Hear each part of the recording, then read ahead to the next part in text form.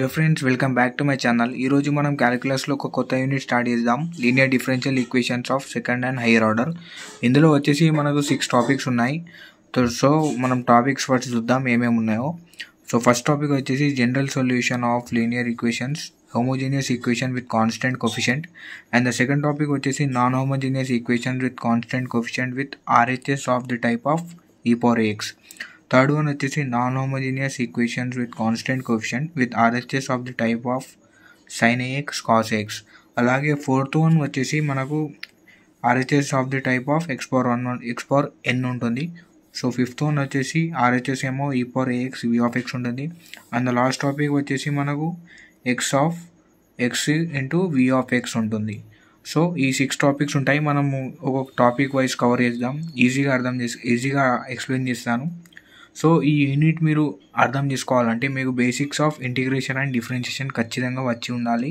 అది వస్తేనే మీరు ఈ యూనిట్ని అర్థం చేసుకోగలుగుతారు. సో నెక్స్ట్ మనం ఫస్ట్ టాపిక్ స్టార్ట్ చేద్దాం.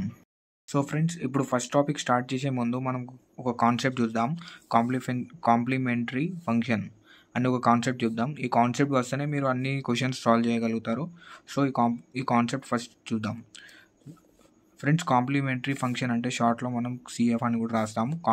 కాంప్లిమెంటరీ ఫంక్షన్ కనుక్కోవడానికి ఇవి స్టెప్స్ ఉన్నాయి, 3 స్టెప్స్ ఉన్నాయి. సో ఫస్ట్ ఇచ్చిన ఈక్వేషన్ని ఆక్సిలరీ ఈక్వేషన్లో ఫామ్ చేయాలి. ఆక్సిలరీ ఈక్వేషన్లో ఫామ్ చేయాలంటే డి బై డిఎక్స్ని మనం క్యాపిటల్ డిగా అజ్యూమ్ చేసుకోవాలి. సో నేను ఎగ్జాంపుల్ తీసుకుంటా, మీకు ఈజీగా అర్థమవుతుంది. ఫస్ట్ అయితే స్టెప్స్ చూద్దాం. కాంప్లిమెంటరీ ఫంక్షన్ కనుక్కోవడానికి ఈ 3 స్టెప్స్ ఉన్నాయి. ఈ 3 స్టెప్స్ని ఫాలో అయితే మీరు ఈజీగా కాంప్లిమెంటరీ ఫంక్షన్ కనుక్కోవచ్చు. సో ఫస్ట్ స్టెప్ వచ్చేసి ఆక్సిలరీ ఈక్వేషన్ ఫైండ్ చేయాలి. డి బై డిఎక్స్ని క్యాపిటల్ డిగా ఈక్వేట్ చేయాలి. సో సెకండ్ స్టెప్ వచ్చేసి ఫైండ్ రూట్స్.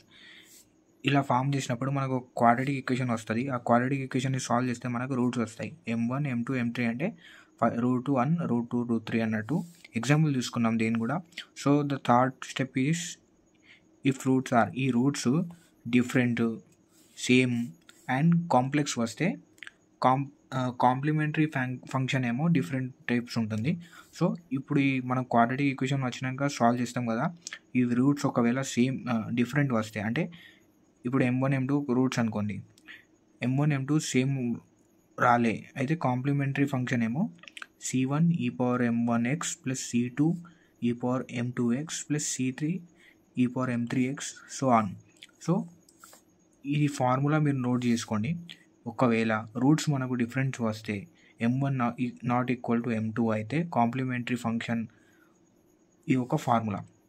ఒకవేళ మనకు రూట్స్ సేమ్ వస్తే M1 equal to M2, roots same వస్తే కాంప్లిమెంటరీ ఫంక్షన్ని ఏమో ఇది అవుతుంది C1 plus C2x plus C3x cube C2x2 so on into ఈ పవర్ mx. జస్ట్ మీరు ఒక ఫార్ములాస్ నోట్ చేసుకొని పెట్టండి. నేను ఎగ్జాంపుల్తో మీకు ఈజీగా అర్థమైనట్టు చెప్తాను.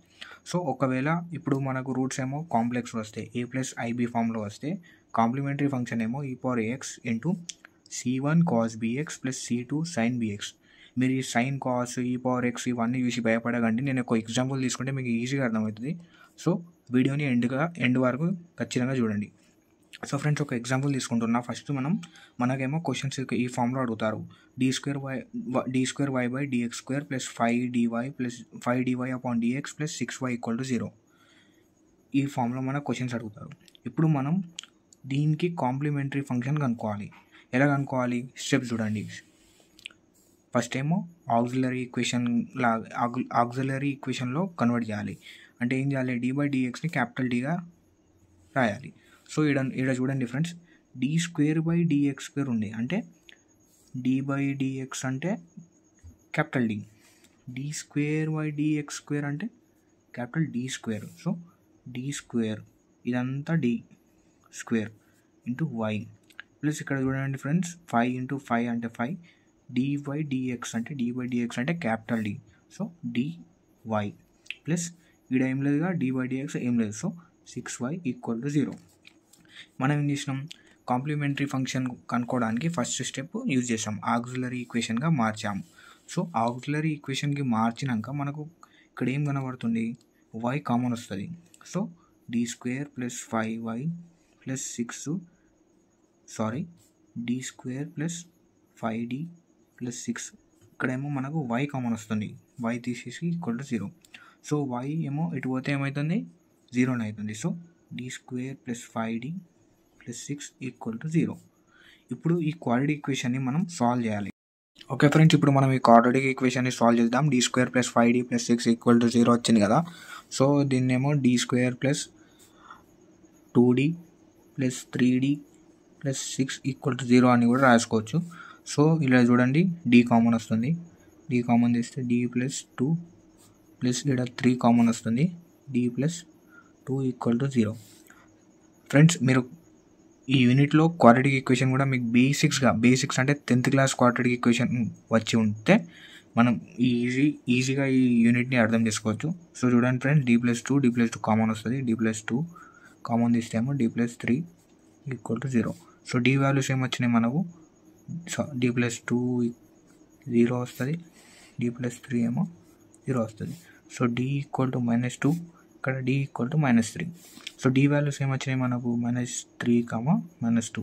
ఇప్పుడు ఈ డి వాల్యూస్ ఏమో లైక్ ఇది m1 అనుకోండి, m2.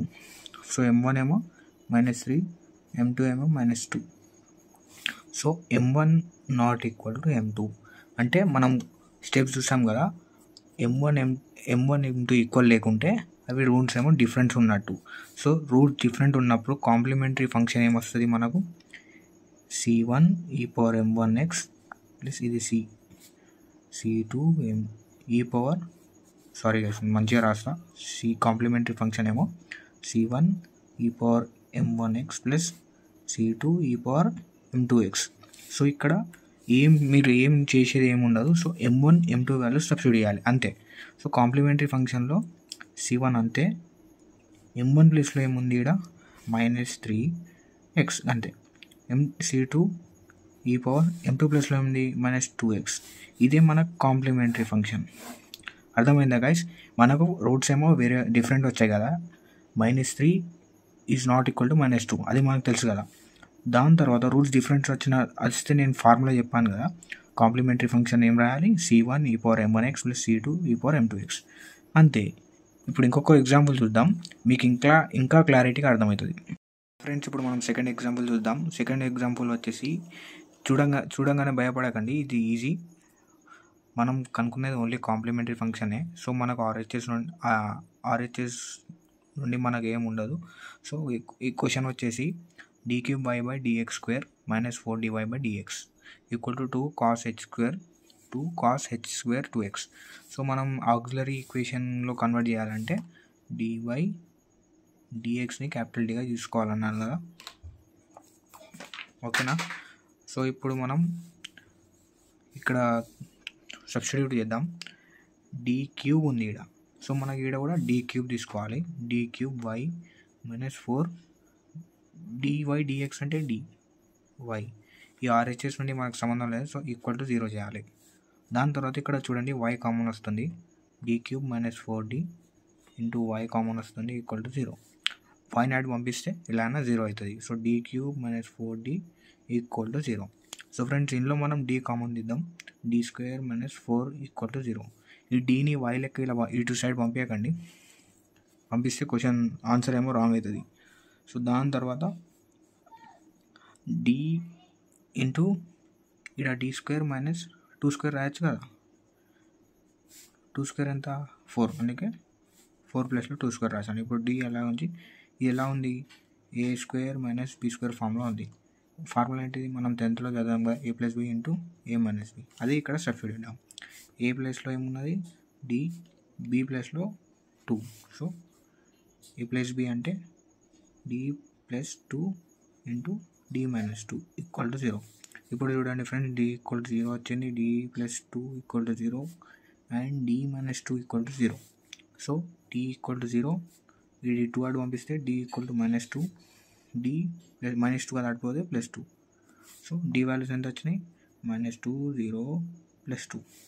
సో మనకు రూట్స్ ఏమొచ్చినాయి, -2 0 +2. సో దీన్ని m1 m2 m3 అనుకుందాం. m1 అంటే ఏంటిది -2, m2 అంటే 0, m3 అంటే +2. సో ఫ్రెండ్స్ ఇక్కడ చూడండి రూట్స్ ఏమో 3 డిఫరెంట్ ఉన్నాయి. డిఫరెంట్ ఉన్నప్పుడు మనం ఫార్ములా వాడేది ఏంటిది, కాంప్లిమెంటరీ ఫంక్షన్ కనుక్కోవడానికి CF = C1 e power mx m1x plus C2 e power m2x plus C3 e power m3x so on. So ఈ ఫార్ములాలో మనం m1 m2 m3 values substitute చేయాలి అంతే. సో ఇప్పుడు సబ్స్టిట్యూట్ చేద్దాం. Complementary function CF = C1 e power m1 value ఎంత -2x plus m2 value ఎంత C2 e power m2 value ఎంత 0x plus C3 × e power m3 value ఎంత 2, so 2x. ఇప్పుడు friends ఏమొచ్చింది మనకు ఫైనల్ ఆన్సర్ ఇదే, C1 e power -2x plus C2 e power 0 ఎంత 1.